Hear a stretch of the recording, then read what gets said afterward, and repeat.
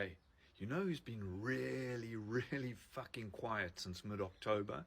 Those 700 Hollywood celebrities that signed that letter, that open letter to Joe Biden from the Creative Community for Peace, misnomer, expressing their full and unconditional support for Israel, right? A couple of them have walked it back. A couple of them are still out there with their whole chest supporting genocide.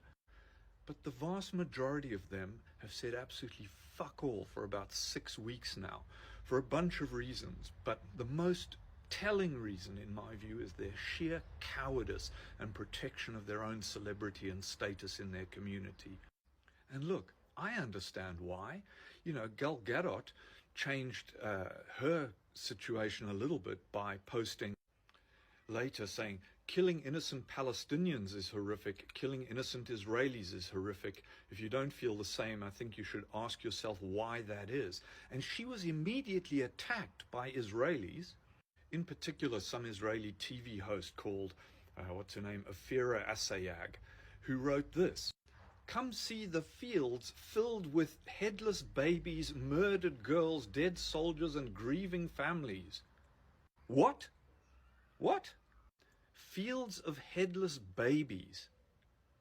This crap has been debunked, completely debunked, but it's still being out there. Now, maybe it hasn't been debunked in Israel, so maybe somebody stuck there still believes this.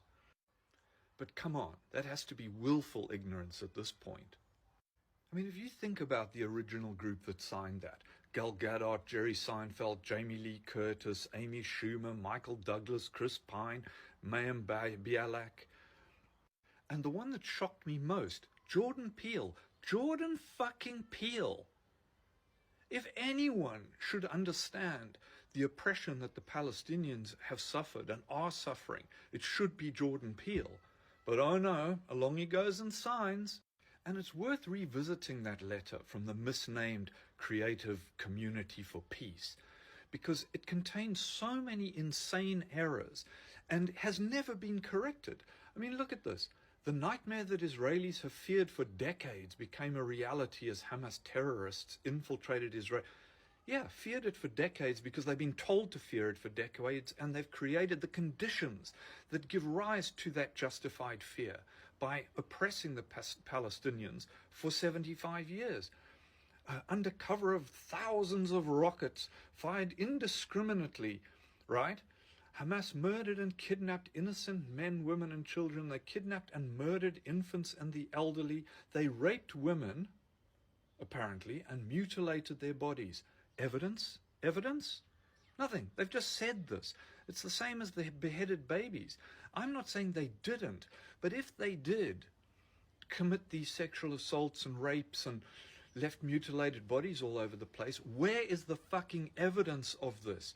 What has happened, in fact, in terms of evidence, is that Israel have adjudicated their numbers of dead downwards by 50%, now saying that 690 odd civilians were killed on October the 7th, of which a significant proportion were killed by the IOF, by the Israelis, right? So constant factual downgrading of what happened on the 7th of October, but still these lies are being held out there as the truth. Towards the end of the letter it says, "As Israel takes the necessary steps to defend its citizens in the coming days and weeks, social media will be overrun by an orchestrated misinformation campaign spearheaded by Iran." Okay. "We urge everyone to remember the horrific images that came out of Israel and to not amplify or fall for their propaganda." And yet the vast bulk of the propaganda that we have seen has been from Israel and has been bullshit and lies. But has anybody from the Creative Community for Peace updated the letter, changed their stance, come out and said, actually, we made a few mistakes in that letter and we need to adjust our thinking? Maybe we need to call for a ceasefire. Maybe we need to call for peace. Maybe we need to call for a genuine one-state solution. No, just fucking silence. These people are hypocrites and cowards. As the country they apparently unconditionally support continues its slaughter of the Palestinian people, ethnic cleansing of Gaza, massacre after massacre, even to the point of shooting their own people, walking around topless, carrying a white flag and shouting out in Hebrew, and they assassinate them regardless. What have those 700 celebrities got to say about this now? Their silence is deafening, and I call them out. I call them out. Are you a coward? Because if you continue your unconditional support for Israel, come out and say so. Do it with your whole chest. Say, I am happy for this genocide to continue. I am happy for Israel to keep slaughtering Palestinians because I hate them. I hate Arabs, right? And my love of Israel is so strong. And my commitment to the Zionist project is so firm that I am happy for an entire race of people to be wiped out by the people I support. Come out and say it. Have the courage of your convictions. Or come out and tell us that you've changed your mind.